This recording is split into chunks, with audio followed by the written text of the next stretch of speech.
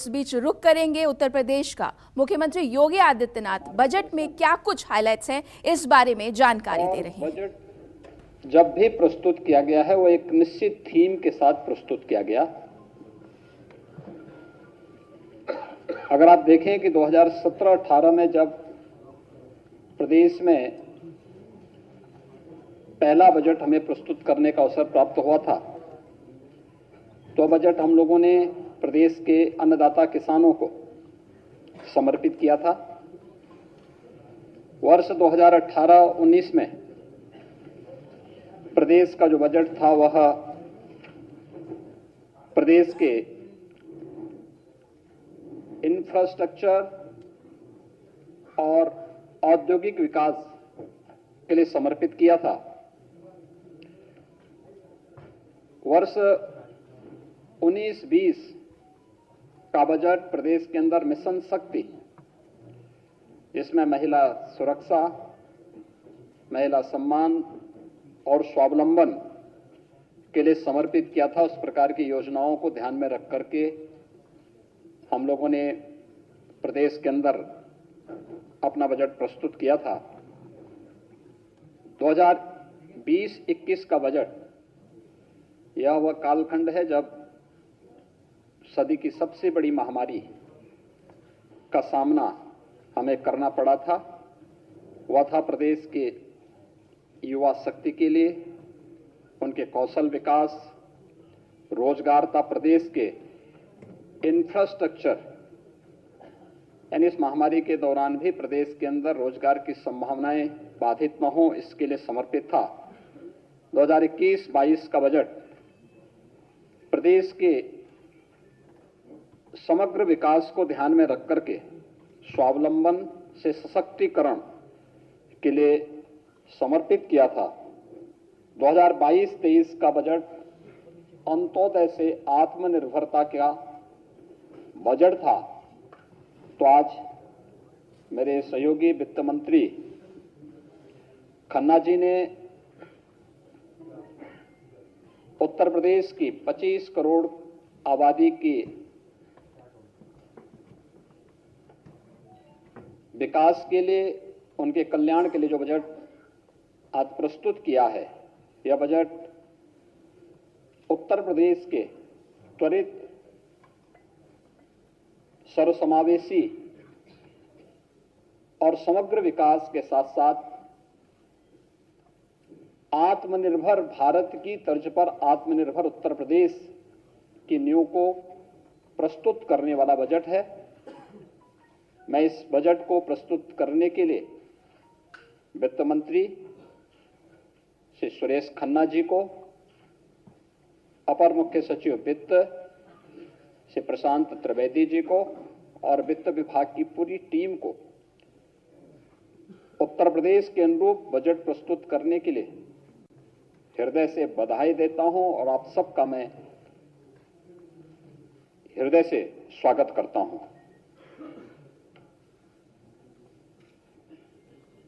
यह बजट उत्तर प्रदेश को देश की सबसे बड़ी अर्थव्यवस्था के रूप में स्थापित करने के लिए और आदरणीय प्रधानमंत्री जी के विजन के अनुरूप उत्तर प्रदेश अगले 5 वर्ष के अंदर $1 ट्रिलियन की इकोनॉमी बने, इसके लिए यह बजट नींव का पत्थर साबित होगा। और इसी दृष्टि को ध्यान में रख करके हम लोगों ने अमृत काल का यह प्रथम बजट प्रस्तुत किया है। मुझे बताते हुए प्रसन्नता है कि पिछले 6 वर्षों के अंदर प्रदेश ने जो बजट अपना प्रस्तुत किया है, आज जो बजट प्रस्तुत हुआ है 6,90,000 करोड़ रुपए से अधिक का बजट प्रस्तुत हुआ है। आप 16-17 में जो बजट प्रस्तुत हुआ था प्रदेश के अंदर, वह 3,40,000 करोड़ रुपए का था। आप देखेंगे पिछले 6 वर्ष के अंदर दुगने से अधिक की वृद्धि प्रदेश के बजट के लिए हुई है। इस दौरान प्रदेश की प्रति व्यक्ति आय दोगुनी हुई है, दुगने से अधिक हुई है। प्रदेश की जीडीपी में बढ़ोतरी हुई, दुगने से अधिक की बढ़ोतरी हुई है। और इस दौरान हम लोगों ने प्रदेश के अंदर यह जो बजट के दायरों को बढ़ाया गया है, यह उत्तर प्रदेश के अनुरूप है। यह डबल इंजन सरकार की अर्थव्यवस्था को विस्तार देने की प्रतिबद्धता को भी दर्शाता है।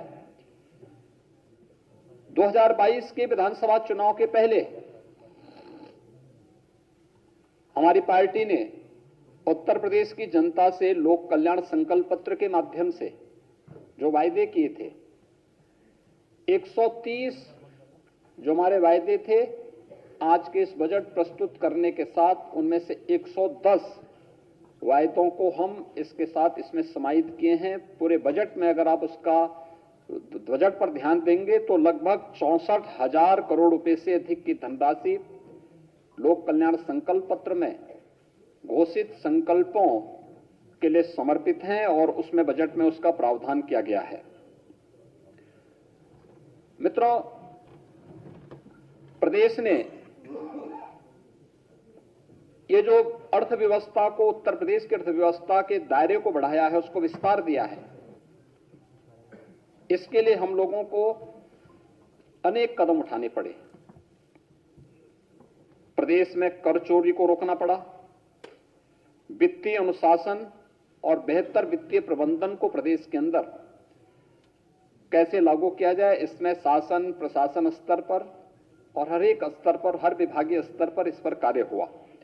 आज उसका परिणाम है कि जहां 2016-17 में राजस्व कर जो प्रदेश को केवल 86,000 करोड़ रुपए का प्राप्त होता था, वह आज 2022-23 के अंदर, यानी इस वित्तीय वर्ष के अंत में मार्च 2023 में जब हम लोग अपने राजस्व कर को देखेंगे तो यह 2,86,000 करोड़ रुपए से बढ़कर के 2,20,000 करोड़ रुपए को पार कर रहा होगा। प्रदेश में 2016-17 में जो सेल टैक्स और वैट से कुल लगभग 51,000 करोड़ रुपए की प्राप्ति होती थी, आज सेल टैक्स और वैट नहीं बल्कि जीएसटी है। जीएसटी के माध्यम से यह राशि बढ़ करके 1,25,000 करोड़ रुपए से अधिक होने का अनुमान है इस वित्तीय वर्ष के अंत में। स्टेट एक्साइज में जो 2016-17 में मात्र 12,000 करोड़ रुपए प्राप्त हुआ था, आज ये 22-23 में 45,000 करोड़ रुपए प्राप्त होने का अनुमान है। और ये तभी संभव हो पाया जब हम लोगों ने प्रदेश के अंदर राजस्व कर की चोरी को रोकने के लिए प्रभावी उपाय किए और राजस्व संग्रह की व्यवस्था को अत्यंत ही पारदर्शी तरीके से इस व्यवस्था को प्रदेश के अंदर लागू किया। उसके कारण ये प्रदेश के अंदर हो पाया है। ये आपने देखा होगा पिछले 6 वर्ष के अंदर जो भी संभव हो पाया है, या इस बार के टैक्स, उसमें भी आप देखेंगे उत्तर प्रदेश की जनता पर कोई अतिरिक्त टैक्स लगाए बगैर इस दौरान हम लोगों ने पेट्रोल डीजल पर जो वैट था यूपी का, उसकी ड्यूटी को कम किया। उत्तर प्रदेश की जनता को महंगाई से राहत दिलाई। और आज अगर आप देखेंगे कि प्रदेश के अंदर एक और डीजल पेट्रोल देश के किसी भी अन्य राज्य की तुलना में सस्ता है। इसके कारण आवश्यक उपभोक्ता वस्तुएं भी प्रदेश के अंदर महंगी नहीं हुई, आम जनमानस को राहत मिला। लेकिन पारदर्शी टैक्सेशन की प्रणाली प्रदेश के अंदर लागू करने, टैक्स चोरी को रोकने और राजस्व संग्रह को बढ़ाने का परिणाम आज हमारे सामने है कि प्रदेश ने जो एक रेवेन्यू सरप्लस स्टेट के रूप में आज उत्तर प्रदेश है, और जो हमारे पास रेवेन्यू सरप्लस है उसने प्रदेश के अंदर वर्ल्ड क्लास इंफ्रास्ट्रक्चर को देने में भी एक बड़ी भूमिका का निर्वहन किया। और उत्तर प्रदेश आज देश के अंदर बेहतरीन इंफ्रास्ट्रक्चर देने में सफल हुआ है। ये विगत 6 वर्ष के अंदर प्रदेश के अंदर ये सभी चीजें प्राप्त की हैं। प्रदेश के अंदर आज के इस बजट में जो चीजें आप देखते होंगे, बहुत सारी चीजों की घोषणा इसमें आज यहां पर हुई है। वित्तीय अनुशासन का पूरा पालन किया गया है। इसमें पूरे बजट में अगर आप देखेंगे कुशल वित्तीय प्रबंधन की झलक आपको प्रदेश के अंदर देखने को मिलेगी। राजकोषीय अनुशासन को बनाए रखा गया है। एफआरबीएम एक्ट के अंतर्गत प्रदेश के अंदर जो राजकोषीय जो घाटे का जो निर्धारित सीमा है वह 3.5% से कम करके वह 3.24% तक करने में हमें सफलता प्राप्त हुई है और यह प्रदेश के अंदर वर्तमान में है। बजट के अंदर जो कुछ और चीजें महत्वपूर्ण है वह है 2016-17 में बजट का जो आकार था वह स्वयं के कर का जो उसमें रेशियो था वह केवल 33% था। यानी जो हमारा स्वयं का रेवेन्यू प्रदेश के अंदर था वो उसमें केवल बजट में 33% वो योगदान दे पाता था। शेष ऋणों के माध्यम से या फिर सेंट्रल गवर्नमेंट पे निर्भरता के माध्यम से ही हम करते थे या फिर उसके बारे में कोई भी हम साइलेंट रह पाते थे। इसका मतलब ये सब घोषणाएं झूठी थी।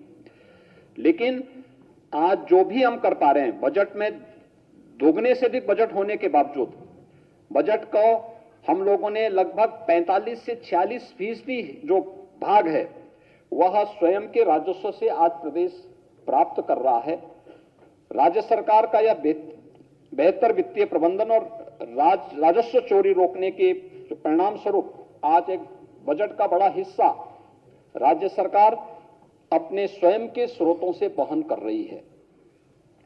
16-17 में 20% से अधिक वित्त पोषण ये ऋणों के माध्यम से होता था, लेकिन आज 23-24 का जो बजट प्रस्तुत किया गया है इसमें मात्र 16% ही ऋण के माध्यम से रह गया है। इसके अलावा प्रदेश के अंदर 16-17 में 8% जो बजट था वह पुराने ऋणों के भुगतान में खर्च होता था और आज बेहतर वित्तीय प्रबंधन के कारण मात्र 6% जो बजट का भाग है वही हम पुराने ऋणों के को वहन करने के लिए उसका उपयोग कर रहे हैं। प्रदेश के अंदर इस दौरान अगर आप देखेंगे कि बेरोजगारी की दर के बारे में भी आज सदन के अंदर वित्त मंत्री जी ने अपने बजट भाषण में भी बहुत स्पष्ट घोषणा की कि 16-17 में उत्तर प्रदेश के अंदर अनएम्प्लॉयमेंट रेट जो था ये 17-18% था। आज ये मात्र 4% रह गया है। रोजगार की संभावनाएं बढ़ी, नए रोजगार सृजित हुए। सिक यूनिट को खासतौर पर एमएसएमई यूनिट जो उत्तर प्रदेश के औद्योगिक निवेश का एक बड़ा आधार था उसको पुनर्जीवित किया गया। वन डिस्ट्रिक्ट वन प्रोडक्ट की योजनाओं ने उत्तर प्रदेश को एक्सपोर्ट के एक हब के रूप में विकसित किया और उत्तर प्रदेश के अंदर इसके लिए हम लोगों ने केंद्र से जुड़ी हुई इन तमाम योजनाओं को लागू करने का परिणाम क्या था? उत्तर प्रदेश का सीडी रेशो बेहतर हुआ है। जो 16-17 में मात्र 46% था आज जो 55% हो रहा है। यह प्रदेश के अंदर की वर्तमान की वित्तीय स्थिति को भी दिखाता है और साथ साथ अगर आप देखेंगे 12 से 17 के बीच में प्रदेश के अंदर कुल 5,90,000 करोड़ रुपए के ऋण वितरित हुए थे और 17 से 22 के बीच में यहां पर उद्यमियों ने, कृषकों ने, अलग अलग एमएसएमई सेक्टर ने जो यहां पर उन्हें ऋण वितरित किए गए वह लगभग 9,50,000 करोड़ रुपए से अधिक का था। और ये अगर आप इस वित्तीय वर्ष में देखेंगे इसकी प्रोग्रेस भी काफी अच्छी है और इसे हम आगे बढ़ाने का कार्य कर रहे हैं। मित्रों, उत्तर प्रदेश के अंदर अगर आप देखेंगे आज के इस बजट में जो घोषणाएं हुई हैं उनमें मुख्य रूप से प्रदेश के अंदर एक बड़ा भाग कैपिटल एक्सपेंडिचर के लिए है। यानी प्रदेश के अंदर इंफ्रास्ट्रक्चर डेवलपमेंट पर उस धनराशि खर्च होगी जो प्रदेश के अंदर रोजगार के सृजन में एक बड़ी भूमिका का निर्वहन करने जा रही है। हमारे पास पहले से ही 5 एक्सप्रेसवे चालू स्थिति में है।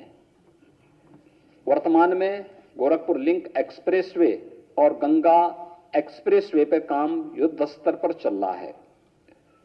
आज के बजट भाषण में वित्त मंत्री जी ने झांसी लिंक एक्सप्रेसवे और बुंदेलखंड एक्सप्रेसवे को चित्रकूट तक जोड़ने के लिए चित्रकूट लिंक एक्सप्रेसवे की भी घोषणा यहां पर आज की है।